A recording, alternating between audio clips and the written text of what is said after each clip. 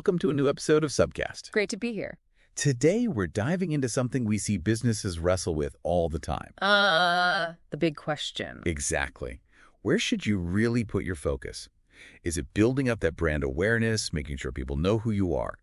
Or is it all about driving those direct sales, getting the numbers up right now? It's a classic marketing dilemma, isn't it? And look, everyone wants more sales, obviously. That's the bottom line. Of course. But what we've consistently seen is that truly sustainable growth, the kind that lasts, almost always needs a strong brand behind it. Without that foundation, those sales spikes can be, well, fleeting. Okay, let's unpack that because, seeing sales come in feels concrete. It keeps the lights on. Are you saying just focusing on that is maybe a bit risky long term? I think it can be, yeah. It's like building on sand sometimes. I mean, just think about your own shopping habits for a second. Okay. How often do you really pull out your wallet for a company you've genuinely never, ever heard of before? Rarely. If ever, really. Unless it's a tiny impulse buy, maybe. Exactly. That little bit of awareness, that flicker of, oh yeah, I know them, that's often the critical first step. It sort of primes the pump for everything else, makes those sales efforts work better later on.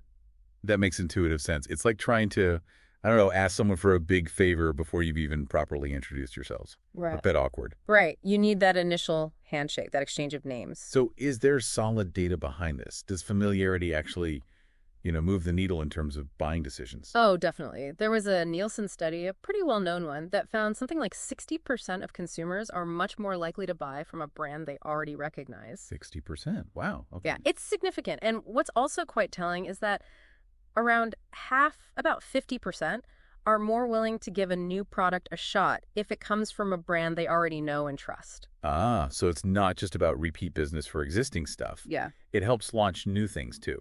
Precisely. It lowers that perceived risk. So this familiarity, it really translates into confidence, into trust. Okay, 60% is a number that's hard to ignore. It's clearly not just some fuzzy feeling. It directly impacts behavior. That trust element seems key. It absolutely is. In a marketplace that's just, saturated with choices, seeing a familiar name is like a mental shortcut. It suggests reliability. Some level of vetting has already happened in your mind, even subconsciously.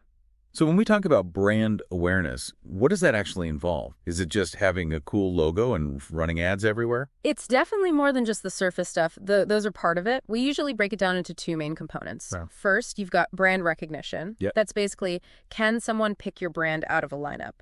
When they see your logo, your packaging, maybe even just your brand colors, do they know it's you? In such a competitive space, just being identifiable is crucial. Right. You need to stand up visually. So when people start searching, maybe online or in a store, the familiar ones catch their eye first. Exactly right. And the second part, which is arguably even more powerful, is brand recall, sometimes called unaided recall. Unaided recall. Yeah, this is when, if I ask you about a product category, say, luxury cars, which brands instantly pop into your head? Okay, Mercedes, BMW, maybe Lexus. Perfect.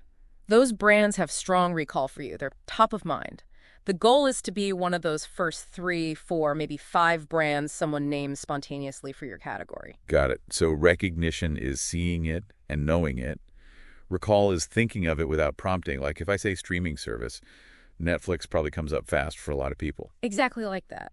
That's incredibly valuable territory to occupy in someone's mind. It means when they actually have a need, your brand is already on the short list. It's like the first call they make. So brand awareness, really, it's that initial introduction, the hello, nice to meet you phase. It really is. It's step one. You can't build trust. You can't have those ongoing conversations, those deeper relationships that lead to sales and loyalty without that first step. And that leads nicely into the next point, doesn't it? This isn't just about getting that first sale. It's about building something that lasts, like customer loyalty. Absolutely. That initial awareness, when it's backed up by good experiences, good products, consistent messaging, that's what builds trust. And trust is the absolute foundation of loyalty. And loyal customers are, worth their weight in gold. Right. From a business standpoint. Totally. The economics are really clear on this. I remember seeing figures, I think originally highlighted by the White House Office of Consumer Affairs, believe it or not. Really? Yeah, suggesting it can cost something like 6 to 7 times more to acquire a brand new customer than it does to just keep an existing one happy. 6 to 7 times. That's Yeah. a huge difference. Think of the marketing spend involved in finding someone totally new versus, say, sending an email to a current customer. It adds up incredibly quickly. And then there's the flip side, the value of keeping them. Right, I've seen stats on that too, that even small bumps in retention can have a massive impact on the bottom line. That's the Bain and Company research, most likely. They found that just a 5% increase in customer loyalty, just 5%, could boost profits anywhere from 25% all the way up to 95%. Wow, 25 to 95% from just a 5% loyalty lift. That's staggering. It is. Because loyal customers don't just buy once. They come back, they often spend more over time, they try our other products, and crucially, they tell other people. They become advocates. So chasing only the immediate sale, while tempting, Yeah. feels really short-sighted when you look at these numbers. It sounds like you're saying brand awareness and direct sales aren't enemies. They're not fighting for the same resources necessarily. Exactly. That's the crucial point.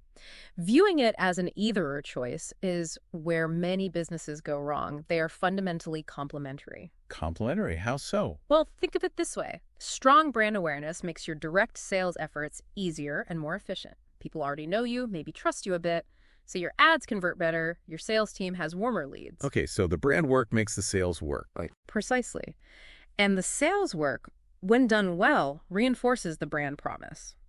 A good sales experience builds more trust. They feed each other. A strategy that ignores one side is fundamentally unbalanced. You either get fleeting sales with no foundation, or a well-known brand that somehow doesn't make money. You need both working together in harmony. That's the sweet spot, finding that synergy. Okay, so wrapping this up, the big takeaway seems to be, don't treat brand awareness as just some fluffy, nice-to-have marketing goal. It's actually a core driver of long-term sustainable sales. It's the foundation. Couldn't have said it better myself. It's the bedrock. It's what makes sustained success possible. Fantastic. Well, this has been really insightful.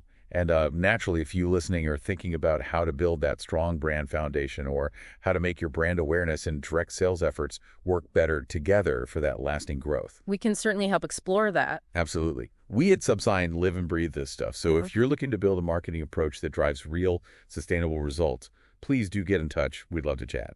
Thanks, everyone, for tuning in to Subcast.